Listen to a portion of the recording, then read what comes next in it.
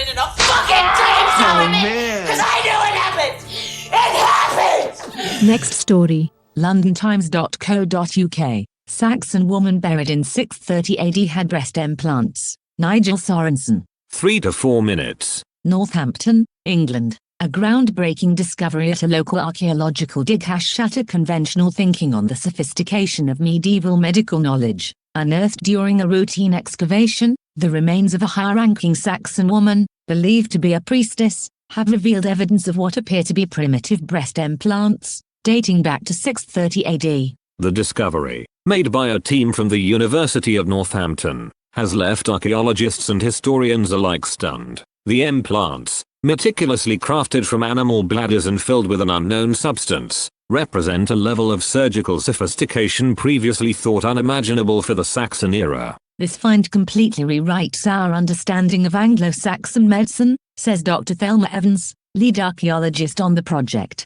The level of skill and precision required for such a procedure is simply astonishing, especially considering the limited tools and knowledge available at the time. The implants themselves are surprisingly well made, and the placement suggests a deep understanding of human anatomy. Perhaps even more astonishing is the implication that the procedure wouldn't have been possible without some form of pain relief. Experts believe the existence of these implants necessitates the existence of some rudimentary form of anesthesia, a concept previously thought to be absent from Saxon medical practices. The very act of implanting these devices suggests a sophisticated understanding of anatomy and pain management, explains Dr. Alistair Green, a medical historian consulted on the excavation. The balm of primitive distilled spirits would not have been enough. The pain from such extensive cutting of the skin and fascia would have been excruciating. The first known use of opiates for pain management was the early 19th century, and widespread use came much later. Knowledge disseminated slowly in those days.